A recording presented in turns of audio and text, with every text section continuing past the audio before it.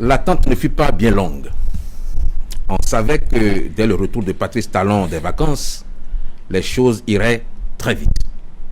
On s'attendait à une brutale accélération des activités politiques. Mais la fumée blanche est apparue avant même que commence l'attente des scrutateurs. Le temps d'une seule nuit calme et sans nuage, le choix du successeur de Patrice Talon a été fait et entériné par l'ensemble des forces constituant la majorité présidentielle. Loin des schémas belliqueux que d'aucuns prédisaient, et sans contestation, le nom de l'heureux candidat a été révélé dans un contexte qui équivaut à un plébiscite. Il n'y aura donc pas de tour de prestidigitation pour voir surgir un homme providentiel. La foire d'empoigne n'aura pas lieu. On subodourait, il est vrai, à travers des déclarations du maître de séance, que l'heureux successeur ne pouvait être que proche du cercle des décideurs connus. Parce que Patrice Talon n'est pas du genre à débarquer un quidam dans l'arène pour assurer la continuité d'une gouvernance à laquelle il n'a pas participé. Parce que Patrice Talon nous a habitués à l'anticipation et à une préparation méthodique. À plusieurs occasions, il avait prévenu qu'il sera actif. Il n'y a pas si longtemps, face à la jeunesse, il a arboré encore un large sourire en abordant le sujet avec une certaine assurance, promettant de porter son choix sur le meilleur d'entre nous, quelqu'un qui pourrait faire mieux que lui-même. En réalité, Patrice Talon a pris le temps d'identifier et de pressentir son successeur. Il ne pouvait en être autrement parce que personne n'imagine qu'un homme aussi prévoyant, aussi structuré dans la pensée et dans l'action, en vienne à choisir un successeur, un peu comme dans un jeu de loterie, au petit bonheur la chance, alors qu'il répète à l'envi qu'il sera attentif à orienter un choix dans l'intérêt supérieur de la nation. Manifestement, il a fait fi des considérations personnelles, politiques et amicales. Patrice Talon a préféré accomplir le devoir de l'ingratitude par une continuité qu'il considère comme hautement bénéfique à la République. Tout bien considéré, l'examen des critères objectifs et le croisement des prétentions et des ambitions des probables candidats au sein de la mouvance présidentielle révèlent un nom, un seul, Romuald Wadagni. À la lumière de sa désignation et avec le recul, on se dit qu'il fallait être un aveugle pour ne pas avoir vu l'évidence. Une évidence qui, en l'espèce, prend l'allure d'un truisme pour plusieurs raisons. D'abord parce que Romuald Wadagni a un solide background universitaire et un parcours professionnel digne d'éloge. Il fait partie de la crème des jeunes prodiges du monde de la finance en Afrique et s'est distingué depuis plusieurs années par la brillante réalisation de plusieurs opérations de financement inédits réservées à des initiés. Il est perçu comme l'un des ministres des finances en Afrique qui sont les plus performants.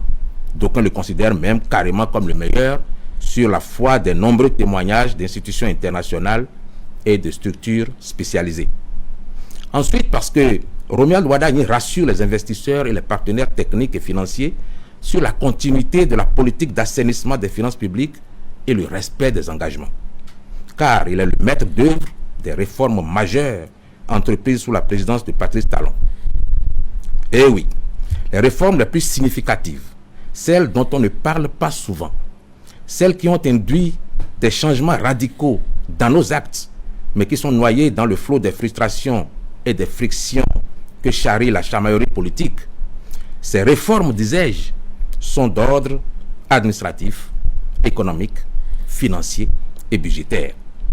L'orthodoxie financière a été rétablie à partir de lois qui existaient, mais que personne n'osait appliquer. Par ailleurs, des règles de vertu ont été introduites dans les secteurs des impôts, de la douane et des régies financières. Plus rien n'est comme avant dans l'organisation des missions officielles, des opérations bancaires douteuses, dans l'exécution des marchés publics et dans le fonctionnement de l'administration du trésor public. La digitalisation des services publics et la cybersécurité sont devenues des réalités tangibles dans notre pays.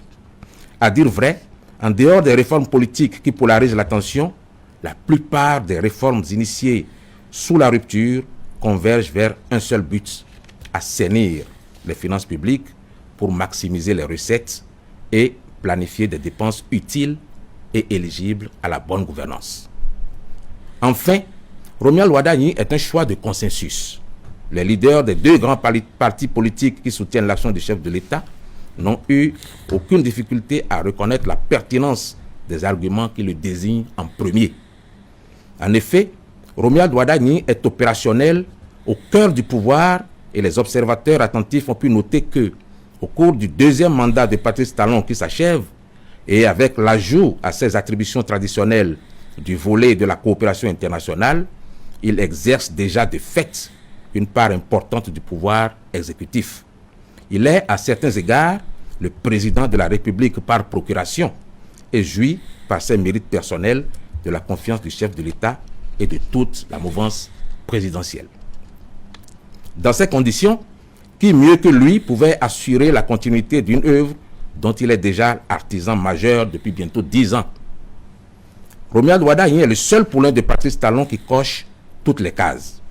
Il s'ensuit que, par sa désignation, la mouvance présidentielle a fait le meilleur casting. Comme dirait l'autre, si ce n'était pas Wadagni, ça aurait été un vrai scoop, parce que Wadagni est le candidat naturel de la mouvance présidentielle. Fini donc le suspense, ou du moins le faux suspense. Maintenant, il s'agit d'aller à la conquête de l'électorat. Ce ne sera pas nécessairement une tâche ardue, car force est de reconnaître que, en face, pour tenir la concurrence, il faudra trouver un profil au moins équivalent en valeur et en expérience pour rivaliser. Ce ne sera pas une sinécure, car avec le choix de Romuald Wadagni, la barre est à un niveau élevé et pas qu'un peu ce qu'il fallait démontrer.